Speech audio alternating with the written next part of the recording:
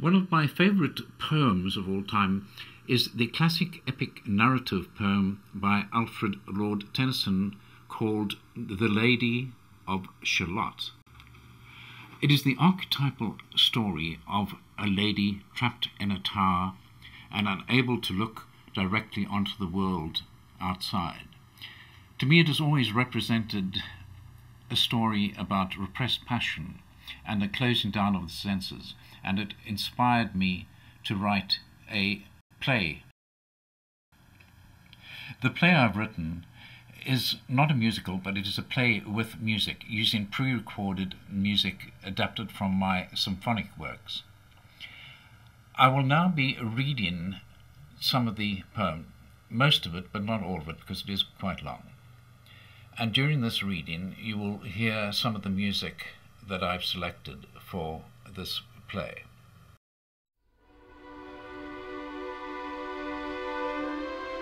On either side the river lie long fields of barley and of rye that clothe the wold and meet the sky, and through the field the road runs by to many-towered Camelot. And up and down the people go, gazing where the lilies blow, round an island there below, the island of Shalott.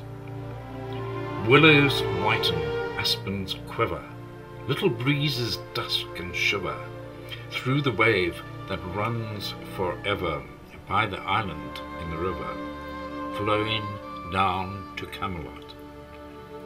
4 grey walls and 4 grey towers overlook a space of flowers, and the silent isle embowers the Lady of Shalott.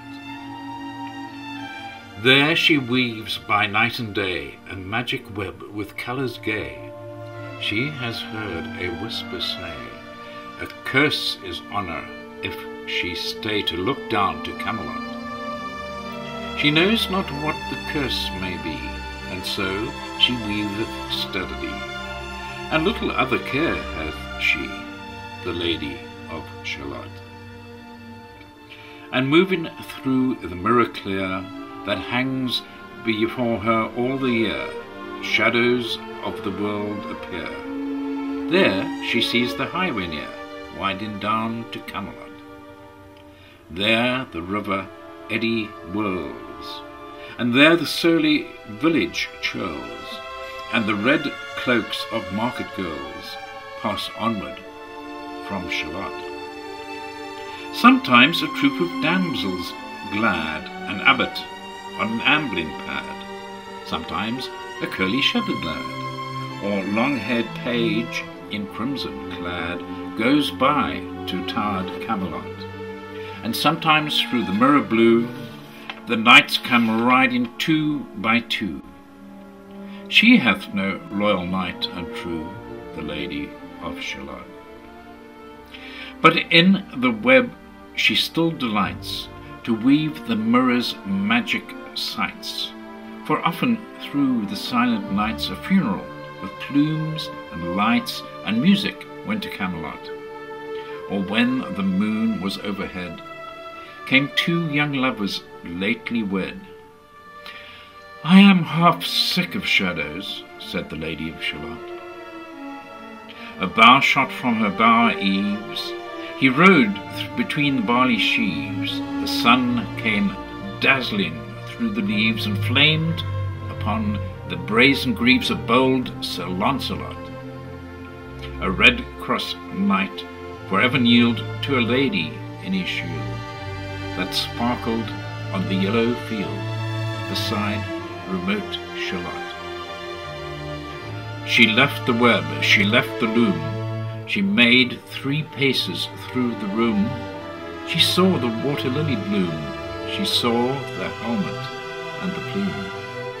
She looked down to Camelot. Out flew the web and floated wide, the mirror cracked from side to side.